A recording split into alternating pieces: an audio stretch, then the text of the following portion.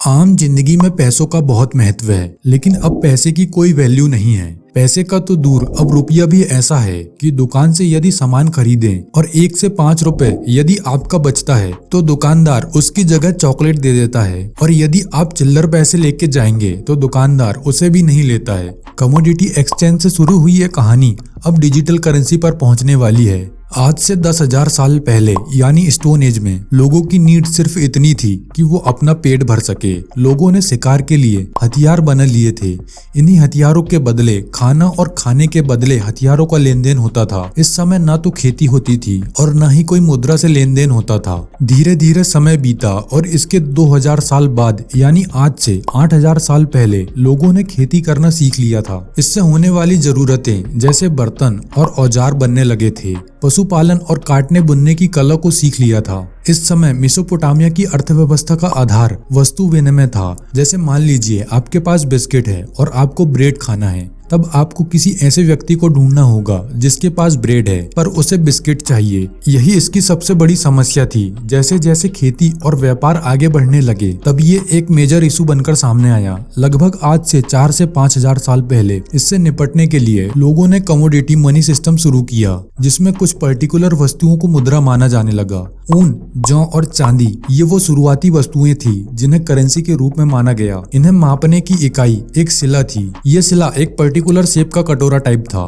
जैसे प्रतिदिन 10 कटोरे जौ देकर किसी व्यक्ति से आप मजदूरी करवा सकते थे, लेकिन इसमें भी कुछ परेशानियां थी। जहां जौ का उत्पादन हो जाता था वहां जौ का इस्तेमाल होता था। वहीं दूसरी जगह जो भी वस्तुएं उपलब्ध होती थी वहां वही वस्तु चलती थी। जैसे कहीं यदि ऊन का उत्पादन होता था वहां ऊन चलती थी। हर जगह एक ही वस्तु स्वीकार नहीं थी।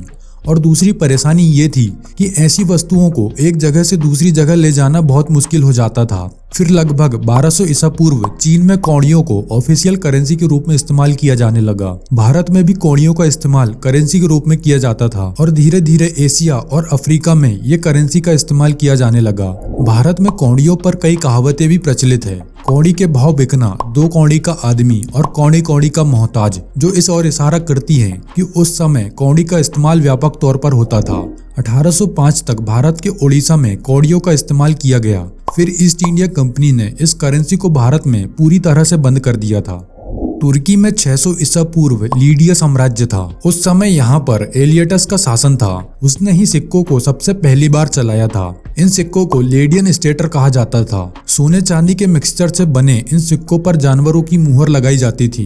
लीडिया, चीन और भारत उस समय केवल ये 3 ही देश थे जहाँ सिक्कों को करेंसी के रूप में चलाया जाने लगा था। इस समय भारत में 16 महाजनपद थे।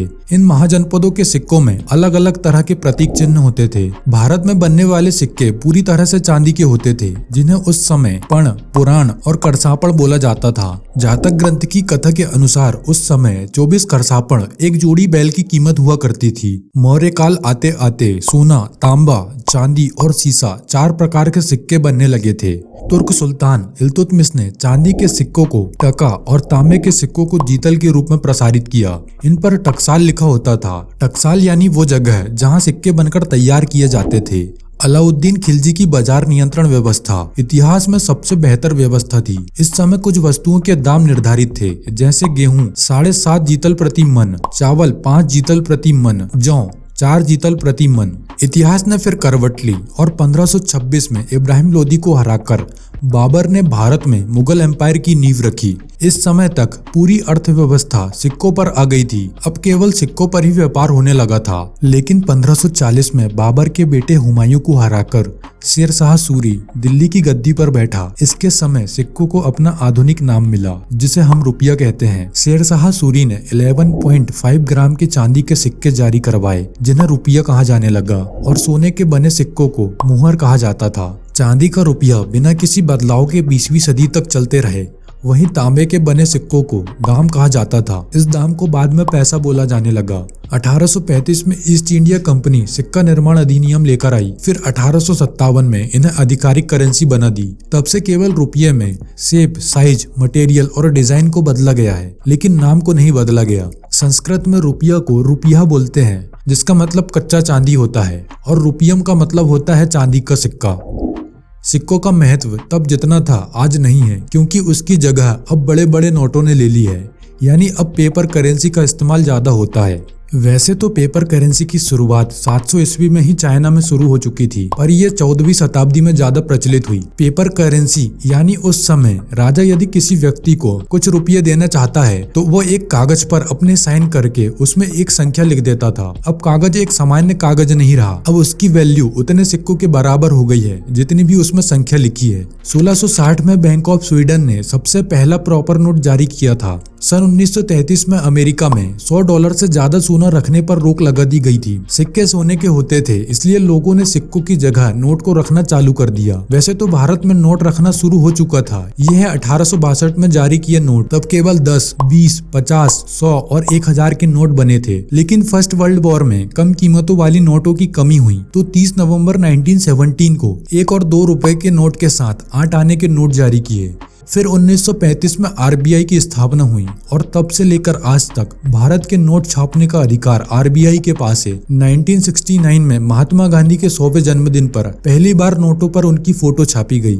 आपको जानकर हैरानी होगी कि आज पूरी दुनिया में लोगों के पास कुल पैसा 81 ट्रिलियन डॉलर है, किंतु इसमें से केवल 5 ट्रिलियन डॉलर पैसा ऐसा है जो सिक्कों और नोट के रूप में है और बाकी कंप्यूटर सर्वर में है। दोस्तों, वीडियो पसंद आई हो तो वीडियो को लाइक कर चैनल को सब्सक्राइब जरूर करें और साथ ही बेल आइकन को भी प्रेस कर दें। मिलते हैं अगली वीडियो में। धन्यवाद।